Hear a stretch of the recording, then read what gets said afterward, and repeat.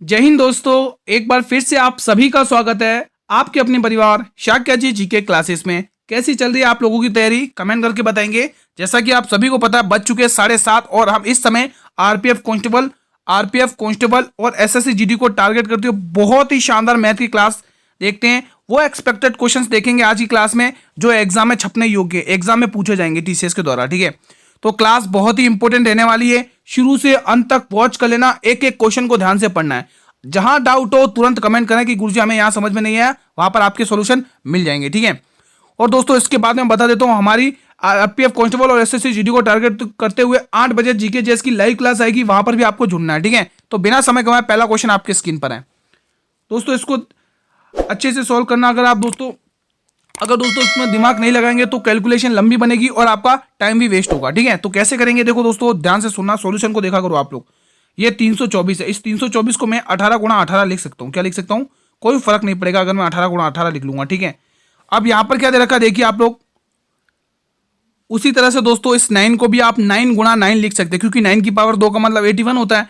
अगर मैं 9 मल्टीप्लाई 9 लिख दूंगा तो भी तो 81 ही हो रहा है, कोई फर्क पड़ रहा नहीं। उसी तरह से 22 को भी 2 बार लिखिए, 22 मल्टीप्लाई 22 और आगे दे रखा है आपको 6। ठीक है, अब सॉल्व कर लो, क्वेश्चन को इजीली सॉल्व हो जाएगा। ठीक है, देखिए दोस्तों करना कैसे। 9 की टेबल से काटोगे 9 दूनी 18, 9 की टेबल से काटोगे 9 दूनी 18, कोई दिक्कत। 2 की टेबल से काटोगे 11 बार, 2 की टेबल से काटोगे 11 बार। ठीक है, 2 की टेबल से काटोगे 3 बार। 11 गुणा 3 करना है, 11 का स्क्वायर होता है 121 और गुणा 3 करना है। पहला ऑप्शन साफ साफ दिखाई दे रहा है। बात ये 36 और 3 एकन 3। ऑप्शन नंबर कौन सा है भाई, ऑप्शन नंबर ए। कोई दिक्कत हो तो बोलो। अगला क्वेश्चन भाई आपके स्क्रीन पर है, इसका आंसर बताएंगे। फिलहाल ए और बी एक साथ मिलकर किसी काम को 20 दिनों में कर सकते हैं। उन्होंने एक साथ 8 दिनों तक काम कर लिया है, तो उसका कितना भाग अभी भी पूरा होना बाकी है। दोस्तों ऐसे क्वेश्चंस इजी हैं, बताइए इसका आंसर क्या होगा। डाउट को मन में नहीं लेके जाना है, डाउट को यहीं छोड़ते हुए जाना है दोस्तों। ठीक है, कहीं पर भी दिक्कत हो तुरंत कमेंट करें कि गुरुजी यहाँ समझ में नहीं आया ना। लेकिन दोस्तों ये सभी क्वेश्चन एग्जाम ओरिएंटेड है, बिल्कुल आपकी प्रैक्टिस के लिए बहुत ही शानदार कंटेंट है। आप लोग अच्छे से रिवीजन करेंगे। बस दोस्तों शर्त यही है कि आप लोग अगर वाकई में मैथ में अच्छा स्कोर करना चाहते हैं तो डेली ये क्लासेस चालू करिए। मैंने 7:30 बजे अपने निर्धारित समय पर अपलोड हो जाती है, आप लोग डेली इनसे प्रैक्टिस करिए। और एग्जाम तक मैंने आपके लिए प्लेलिस्ट भी बना दी है, उस प्लेलिस्ट को 2-3 बार सॉल्व कर लेना, कहीं दिक्कत नहीं आएगी आपको। मैथ में एग्जाम में अच्छे से स्कोर करके आओगे। तो हमें पता है गुरुजी अगर हम इनकी क्षमताएं निकालेंगे तो काम बन जाएगा। ए प्लस बी ये दोनों मिलकर किसी काम को 20 दिन में कर रहे हैं, तो इनकी क्षमताएं कैसे निकालें। अब तो चक्कर पड़ गया, यहाँ पे तो 2 जने हैं ही नहीं, तो कैसे निकालना है दोस्तों। आपको इनका टोटल वर्क 20 मानना है। क्या मानना है, 20 मानना है। तो भाई 20 काम है और इनकी क्षमता निकालनी, तो एक इनकी क्षमता हो गई। भाई उन्होंने इसी एक क्षमता से 8 दिनों तक काम किया है, तो उन दोनों ने मिलकर 8 काम कर लिया है। टोटल काम था 20, उसमें से अगर 8 काम निकाल दोगे तो अब बचा कितना काम, 12। वही तो पूछा है, अगर 12 टेके और 12 तो है ही नहीं, अब गलती हो गई। अब देखो 12 काम बचा हुआ कितने में से, इस 20 में से, इस 20 में से। अब इसको 4 की टेबल से काट लो, 4 तिया 12 और 4 पंचे 20, तो आंसर क्या आएगा 3/5। किस ऑप्शन में, 3/, ऑप्शन नंबर बी में। कोई तो दिक्कत तो नहीं है ना। चलिए, ए ने 30% अधिक निवेश किया, बी ने 20% कम निवेश किया, तो जिसने 8,000 निवेश किया है, ठीक है, तो उन सभी के द्वारा एक साथ निवेश की गई कुल धनराशि क्या। हम यहाँ पे सिर्फ प्रैक्टिस कर रहे हैं दोस्तों, है ना। जितना डीपली पढ़ना था वो आप पढ़ चुके होंगे, हम सिर्फ यहाँ प्रैक्टिस कर रहे हैं। आपको जितना प्रैक्टिस कर सको उतना आपके लिए बेनिफिशियल है। आप सॉल्व करिए, तब तक मैं इनकी फ्रैक्शन वैल्यू लिखता हूँ। 30% की 3/10 होती है, 3/10 होती है। ठीक है, 30% की फ्रैक्शन वैल्यू 3/10 होती है। ठीक है, और यहाँ पर 40% की फ्रैक्शन वैल्यू 2/5 होती है। आप इसको सॉल्व करिए। चलिए अब इसको सॉल्व करते हैं। हमें पता है गुरुजी, उसने कहा ए अनुपात बी अनुपात सी। ठीक है, उसने क्या कहा, उसने कहा है गुरुजी कि ए जो है वो 30% अधिक कुशल है भाई बी से, है ना, बी से। अगर बी 10 है, अगर बी 10 है तो ये इस पे 3 ज्यादा है, तभी तो ये 13 होगा, तभी तो ज्यादा कुशल होगा। ठीक है, आगे देखते हैं। अब उसने क्या कहा, अब वो कह रहा है बी ने सी से 40% कम निवेश किया है। बी ने सी से 40% कम निवेश किया, यानी सी ने ज्यादा किया। अगर सी 5 करता है निवेश तो ये 2 कम, यानी 3 निवेश किया। कोई दिक्कत हो तो बोल दो। इसको आगे खिसका दो, यहाँ 10 कर दो, इसको आगे खिसका दो, यहाँ 3 कर दो। अब इनका रेशियो निकाल लो टोटल। जो हमें पूछा वही निकालेंगे, क्योंकि हमें बी वाले का कोई मान ही नहीं पूछा है ना। और देता है 39। ये जो देखो उसने क्या कहा, यहाँ पर पढ़िए लाइन। उसने कहा है जिसने मतलब इस सी ने 8,000 का निवेश किया, तो 50 की वैल्यू 8,000 है। 50 की वैल्यू 8,000 है, कितने गुना वो देख लो आप लोग। बस देख सकते हैं, 0 से 0 काट लो, 16/85 यानी कि 160 गुना है। और आपको पूछा कितना, कुल राशि, कुल निवेश पूछा है 13 39, 30, ठीक है। कुल निवेश पूछा है, कुल निवेश पूछा है तो इनको प्लस कर लो, इन डाटा को प्लस कर लो। ये कुल कितना हो रहा है, 119 हो रहा है, 119 हो रहा है। इसको आप गुणा करेंगे इन दोनों को तो जो आंसर निकलेगा 100, ये देखें तो 1690 144 जीरो 16 गुना, ठीक है, ये वाला निकलेगा, बी ऑप्शन निकलेगा दोस्तों, ये बी ऑप्शन निकलेगा 190 40, ठीक है।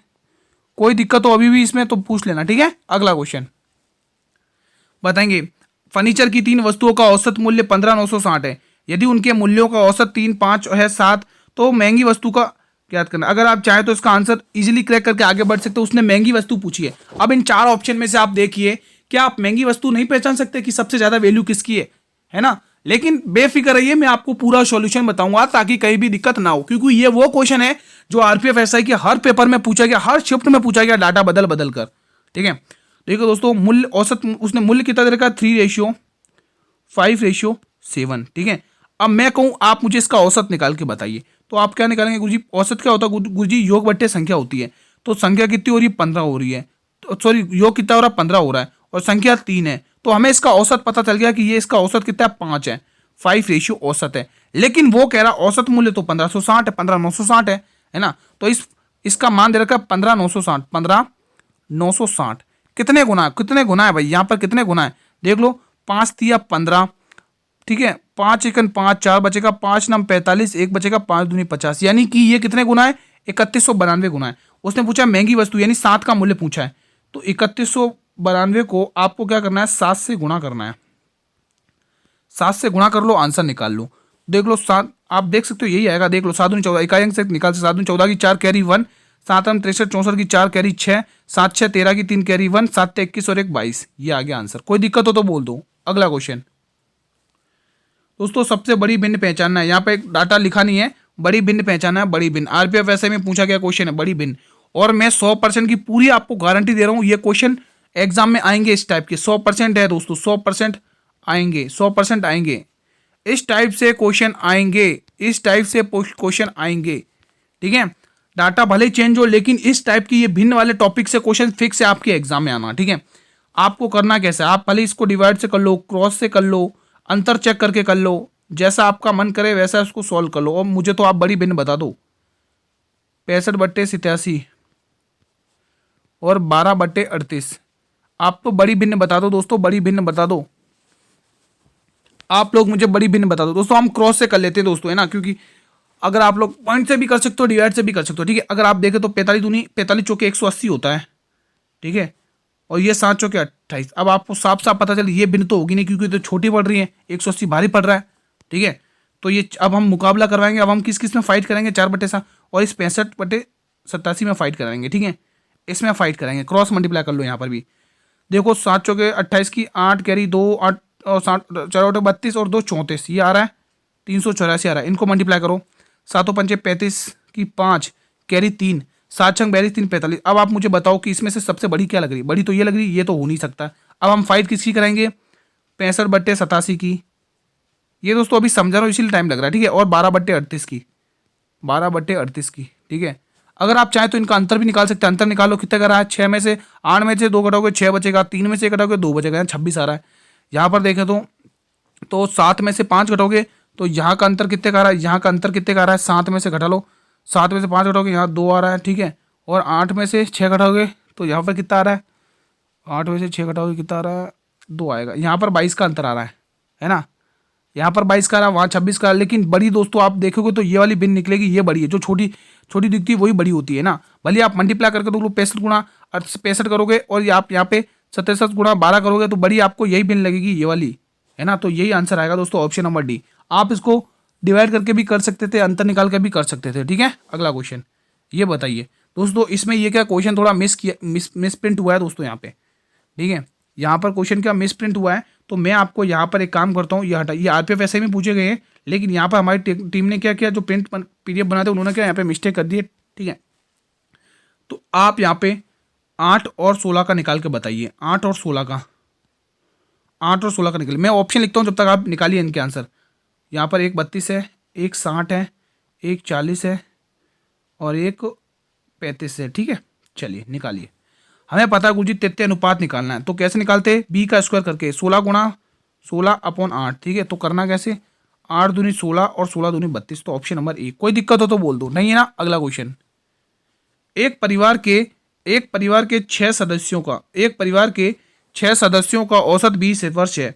यदि नौकर की आयु को शामिल किया जाता है तो औसत आयु 25% की वृद्धि हो जाती है। तो नौकर की आयु क्या है भाई? औसत भाई जब शामिल कर लेते हैं उसके बाद नौकर की आयु निकालना, ऐड करके निकालना है।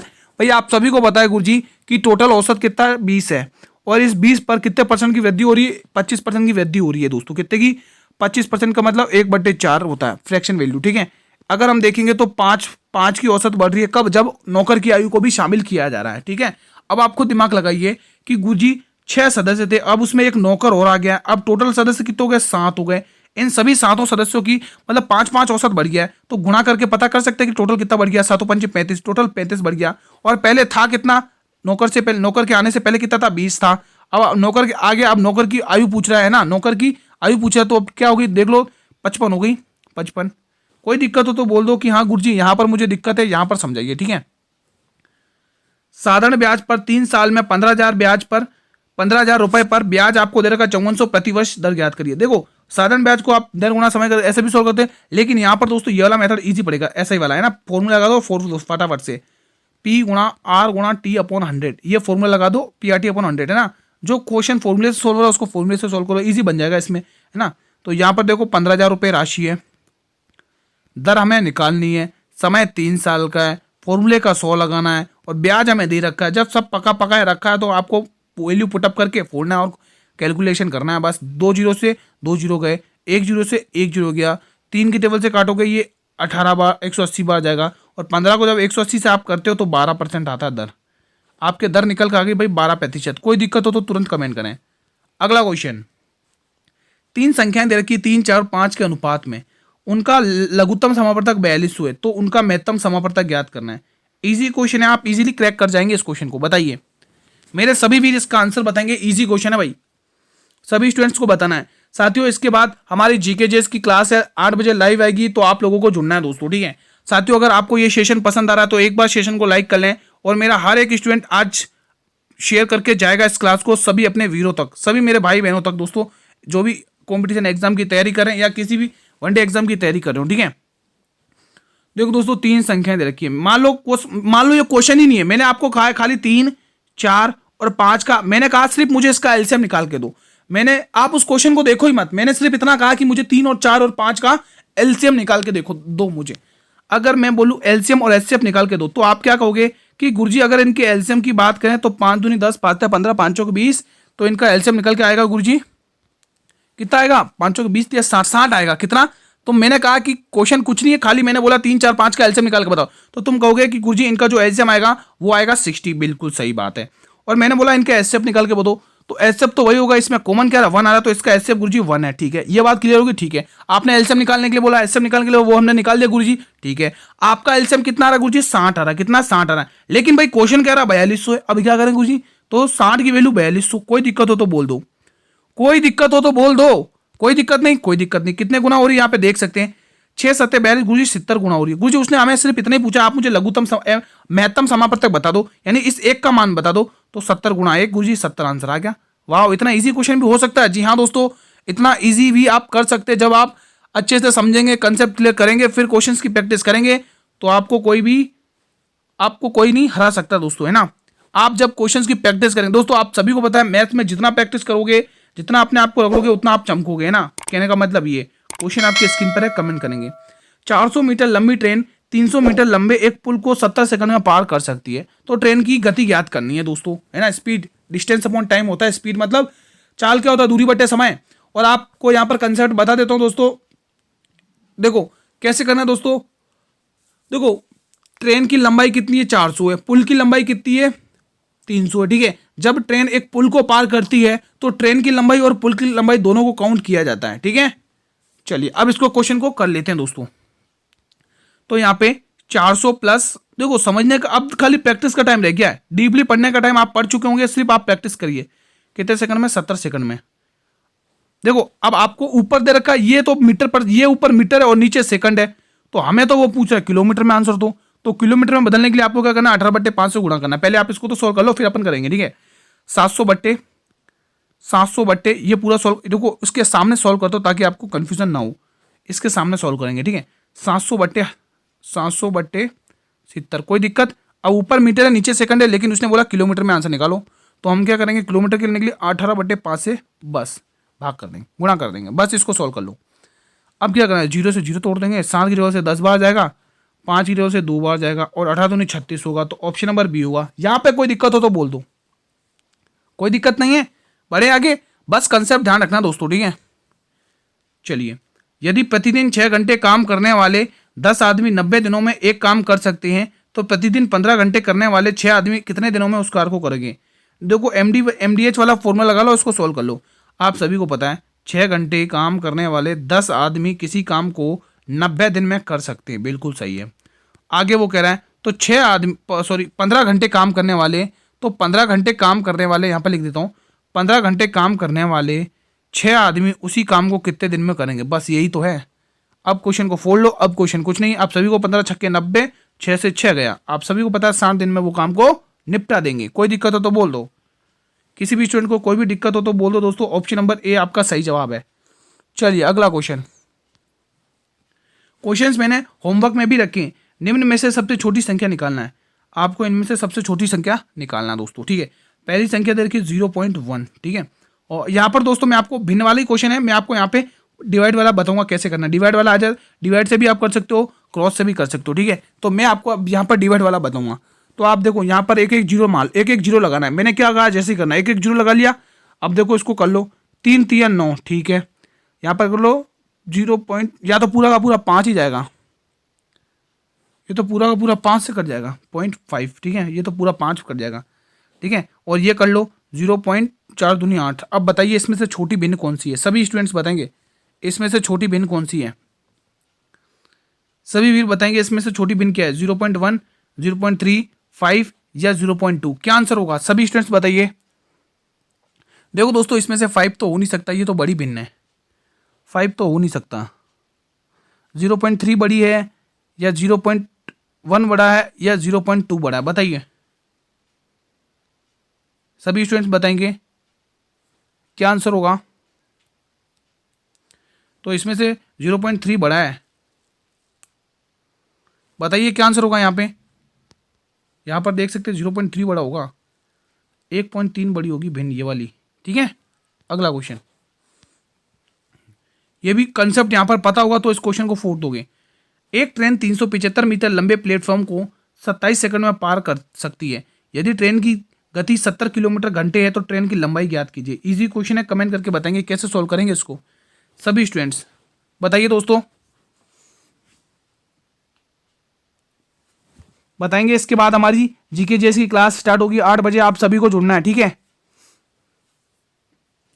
कंसेप्ट पता होगा तभी आप कर पाओगे। उसने कहा उसने पहले कंसेप्ट सुनो। एक ट्रेन है, उसकी वो कितनी मीटर लंबी है, 375 मीटर लंबे प्लेटफॉर्म को, मतलब प्लेटफॉर्म की लंबाई दे रखी 375, उसको 27 सेकंड में पार कर सकती है दोस्तों। ऊपर मीटर है नीचे सेकंड है ना। यदि ट्रेन की चाल 70 किलोमीटर घंटे है तो ट्रेन की लंबाई, यानी आपको दोस्तों ये जो 70 किलोमीटर ना चाल को दोस्तों मीटर पर सेकंड में बदलना पड़ेगा, है ना। तो फिलहाल इसका आंसर बताएंगे क्या होगा, जल्दी से बताइए। कंसेप्ट मैं आपको बता चुका हूं। चलिए इस क्वेश्चन को आप सॉल्व कर लीजिए। तो आप सभी को पता है गुरुजी, आपने कहा था, अभी कहा था, जस्ट कहा था कि अगर ट्रेन किसी पुल या मतलब पुल या प्लेटफॉर्म को पार करेगी तो उसमें ट्रेन की लंबाई और प्लेटफॉर्म की लंबाई दोनों को काउंट किया जाएगा, ठीक है। तो यहाँ पर हम वही करेंगे।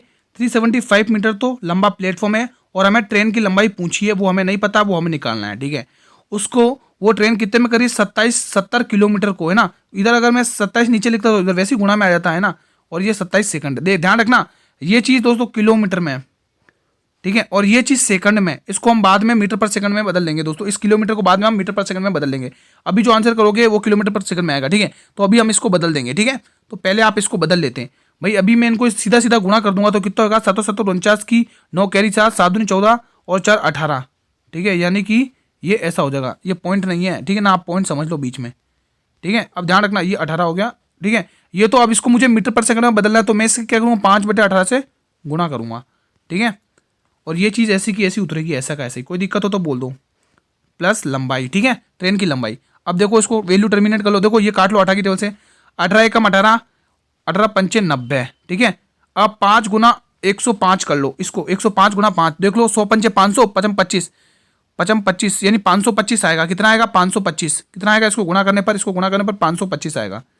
अब ये प्लस का इधर आके माइनस में आ जाएगा, तो 525 में से आपको 375 माइनस करना है, ठीक है। कितना आंसर आ रहा है? यहाँ से ट्रेन की लंबाई पता चलेगी। 5 में से 5 गया 0, 12 में से 5 घटोगे 7 घटोगे तो 5, और 4 में से 3 घटो 1, यानी 150। तो ट्रेन की लंबाई कितनी है? 150 है, 150 मीटर लंबी है, ठीक है। किसी को कोई दिक्कत हो तो तुरंत कमेंट करें। कोई दिक्कत नहीं है, बढ़ें आगे।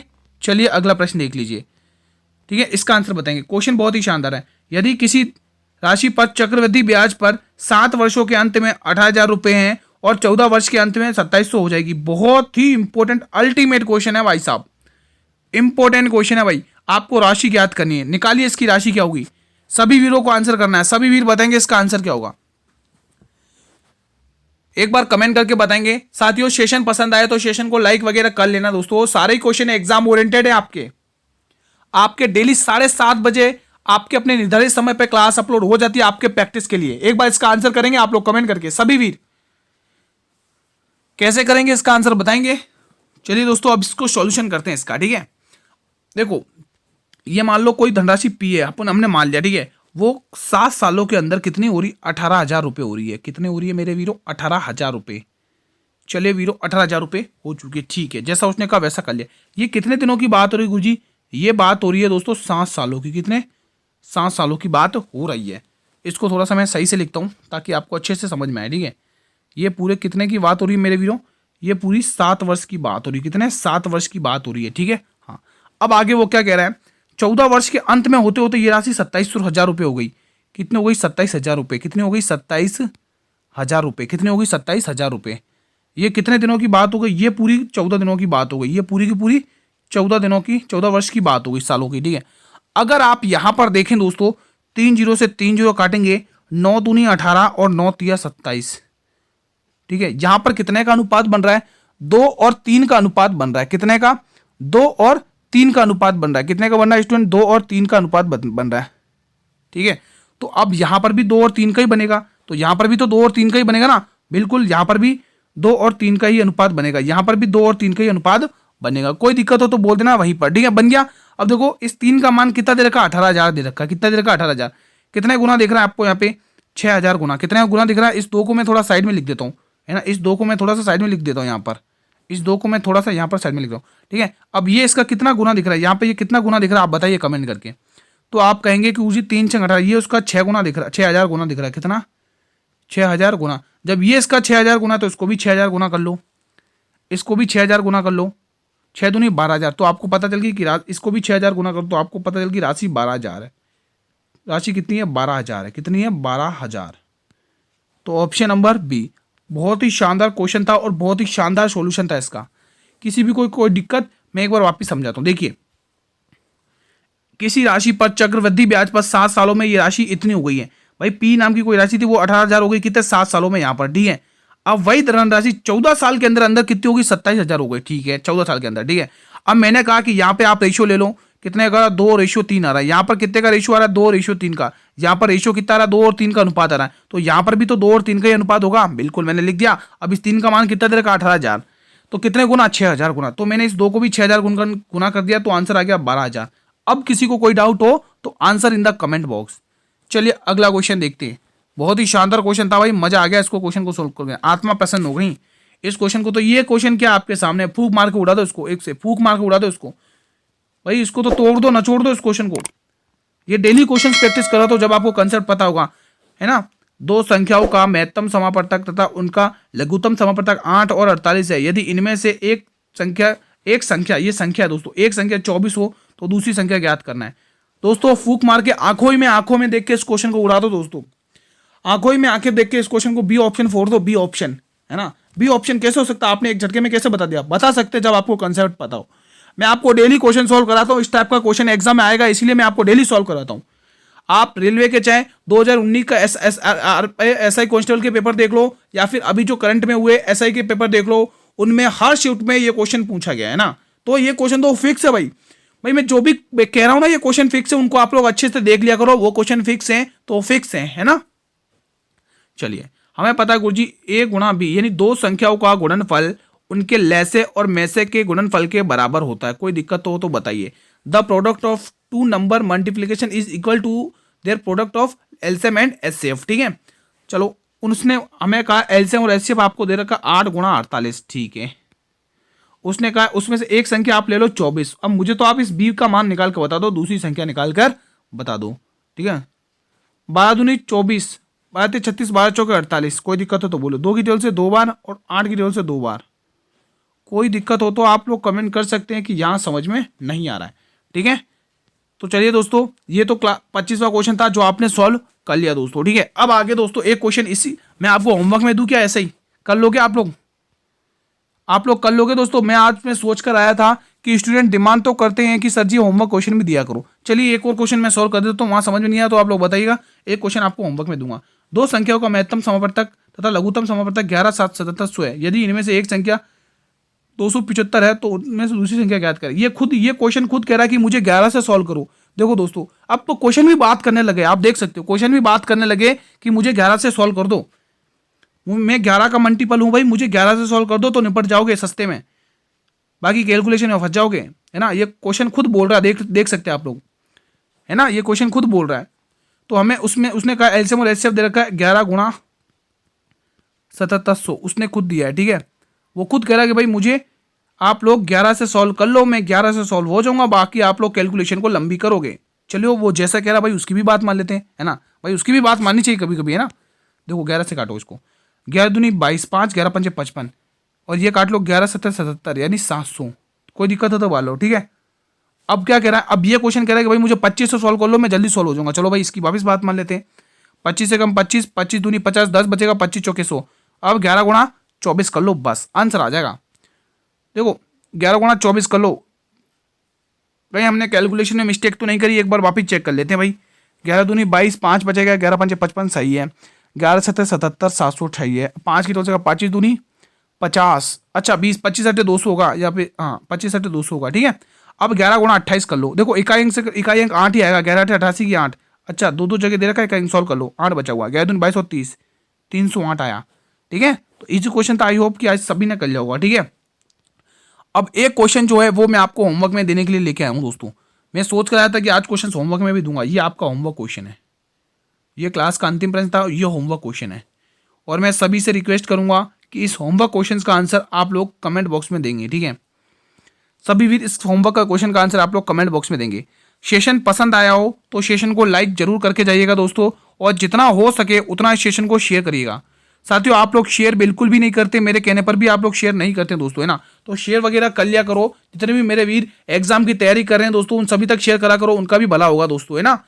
और हाँ, चैनल पर भी अगर आप लोग पहली बार विजिट करें या सेशन को पहली बार वॉच करें तो एक बार चैनल को सब्सक्राइब कर लेना और बेल नोटिफिकेशन को भी प्रेस कर लेना, ताकि आने वाले हर वीडियो का नोटिफिकेशन आपको यूट्यूब सबसे पहले प्रोवाइड करेगा। अब मैं आपके काम की चीज़ बात कर लेता हूँ। अब गुरुजी इसकी पीडीएफ कहाँ मिलेगी? हमें रिवीजन भी तो करना है, तो बिल्कुल आपको पीडीएफ मिलेगी इसकी, बिल्कुल फ्री ऑफ कॉस्ट पीडीएफ मिलेगी, कोई चार्जेस नहीं। आप अच्छे से मेहनत करिए, इसके रिवीजन के लिए पीडीएफ आपको टेलीग्राम ग्रुप पर मिलेगी। अब गुरुजी ये टेलीग्राम ग्रुप कहाँ है? तो दोस्तों मैं बता देता हूँ, ये टेलीग्राम ग्रुप मेरे वीडियो के डिस्क्रिप्शन बॉक्स में दिया हुआ है। इस वीडियो के डिस्क्रिप्शन बॉक्स में टेलीग्राम ग्रुप का लिंक दिया हुआ है। अब मैं क्लास टाइम के बारे में थोड़ा सा डिस्कस कर लेता हूँ, क्योंकि जितने भी मेरे भाई नए चैनल पर विजिट करते हैं वो पूछते हैं कि गुरुजी टाइम क्या है क्लास का। तो क्लास टाइम देख लो, आपके सबसे पहले होती है मैथ की क्लास 7:30 बजे, डेली मैथ की क्लास होती है 7:30 बजे। 7:30 डेली होती है, 7:30 PM डेली, 7:30 PM डेली अपने निर्धारित समय पर अपलोड हो जाती है। ठीक है, आपको कुछ नहीं करना है, रिवीजन करना है, जितना रिवीजन कर सको। ठीक है, कुछ ही जीके जेएस की क्लास की बात करें, जीके जेएस की, तो जो जीके जेएस की क्लास होती है वो आपके 8 बजे होती है डेली। कितने बजे लाइव आती है? 8 बजे ये लाइव क्लास आती है। ठीक है, ये क्लास लाइव आती है 8 बजे, 8 PM डेली, 8 PM डेली, है ना। 8 PM डेली क्लास आती है लाइव। आपको डेली बेसिस पर क्लास अटेंड करना है। यहाँ पर मैं लिख देता हूँ लाइव क्लास आती है। ठीक है, आपको डेली क्लासेस अटेंड करनी है। सारे कंटेंट आपके एग्जाम ओरिएंटेड रहता है, सभी क्वेश्चन एग्जाम ओरिएंटेड रहते हैं। ठीक है दोस्तों, मैथ की मैंने प्लेलिस्ट तैयार कर दी है। प्लेलिस्ट आपको वीडियो के डिस्क्रिप्शन बॉक्स में लिंक दी हुई है, या फिर आप चैनल पर विजिट करेंगे, वहां से प्लेलिस्ट पाएंगे। ठीक है, क्योंकि दोस्तों आप लोग प्लेलिस्ट आप वो मैथ की देखकर चले जाएंगे तो मैं दावे के साथ कह रहा हूँ मैथ के क्वेश्चन यहीं से देखने को मिलेंगे, नहीं तो आप कमेंट करके कहना कि गुरुजी यहाँ से क्वेश्चन देखने को नहीं मिले। बिल्कुल आपके एग्जाम ओरिएंटेड सभी क्वेश्चन हैं, ठीक है। तो मेहनत करते रहेंगे दोस्तों। कल हम साथियों इसी टाइम पर मिलेंगे एक और नई शानदार क्लास के साथ, एक और नए बेस्ट कंटेंट के साथ। तब तक मेरे वीरों, जय हिंद, जय भारत, वंदे मातरम। धन्यवाद दोस्तों।